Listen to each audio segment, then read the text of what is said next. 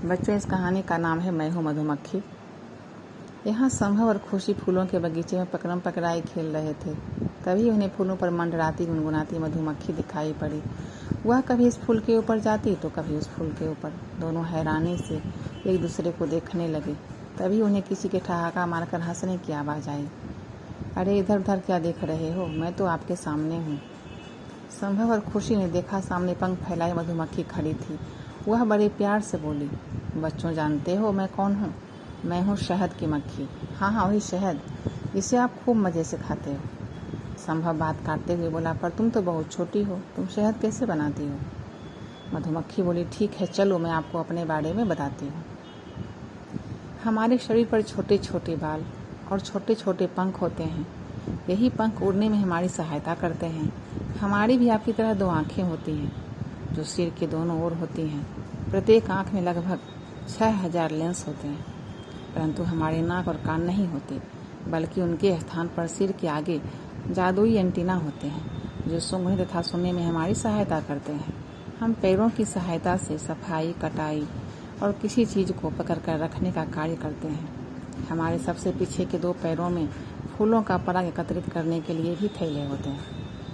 हमारा सामाजिक जीवन बहुत ही रोचक होता है। हमें अकेले रहने और खाने की आदत नहीं होती। हम प्रायः छत्ता बनाकर समूह में रहते हैं।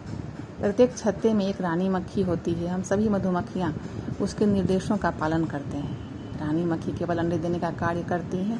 वह आकार में हम सभी मधुमक्खियों से बड़ी होती हैं। हम सभी मधुमक्खियाँ रानी मधुमक्खी की देखभाल करते हैं।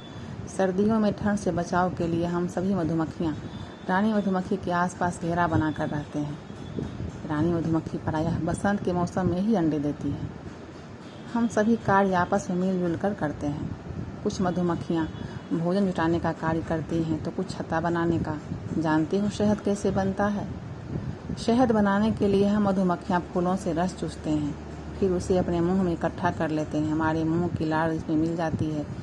हमारी लाड़ में कुछ विशेष प्रकार के रासायनिक पदार्थ होते हैं, जिसके फलस्वरूप फूलों का पतला रस खुशबूदार गाढ़े शहद में परिवर्तित हो जाता है। संभव और खुशी बहुत मज़े से मधुमक्खी की बातें सुन रहे थे। मधुमक्खी फिर बोली, क्या कभी आपने हमारे छत्ते को ध्यान से देखा है? हमारे छत्ते के भीतर एक ही आकार के 6 कोनों के कई कमरे होते हैं। इन कमरों में ही हम मधु एकत्रित करते हैं। बाकी कमरों में रानी मक्खी अंडे देती है, जिससे हमारी संख्या बढ़ जाती है। हमारे एक ही छत्ते में लगभग 50,000 से 60,000 तक मधुमक्खियाँ रहते हैं। हम मधुमक्खियाँ खट्टा मीठा सभी प्रकार का स्वाद आसानी से पहचान लेती हैं।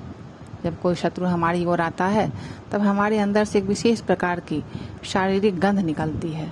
इससे हम सभी मधुमक्खियों को शत्रु के आने की सूचना मिल जाती है और हमारे आसपास की सभी मधुमक्खियाँ सतर्क हो जाती हैं। अपने बचाव के लिए हम अपने शत्रु पर डंक से आक्रमण करते हैं। हम बहुत ही उपयोगी जीव हैं। क्या आप जानते हैं कि पुराने ज़माने में जब तिजोरियाँ नहीं होती थीं तो लोग अपना बहुमूल्य सामान हमारे द्वारा बनाए छत्ते में छिपा कर रखते थे, ताकि उन्हें कोई चुरा ना पाए। हमसे ही आपको मधु एवं मोम प्राप्त होता है। यह मधु बहुत ही पौष्टिक एवं स्वादिष्ट होता है। क्वेश्चन, मधुमक्खी की प्रत्येक आँख में कितने लेंस होते हैं?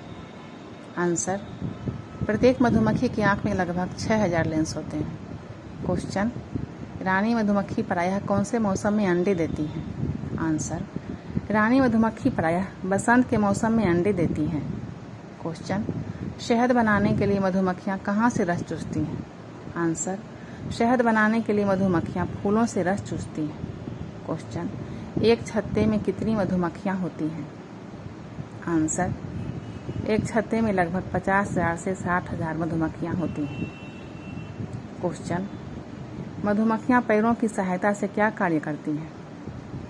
आंसर, मधुमक्खियाँ पैरों की सहायता से सफाई, कटाई और किसी चीज़ को पकड़कर रखने का कार्य करती हैं। क्वेश्चन, रानी मक्खी का क्या कार्य है?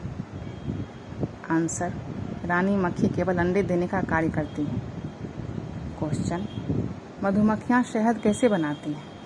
आंसर, शहद बनाने के लिए मधुमक्खियाँ फूलों से रस चूसती हैं, फिर उसे अपने मुंह में इकट्ठा कर लेती हैं।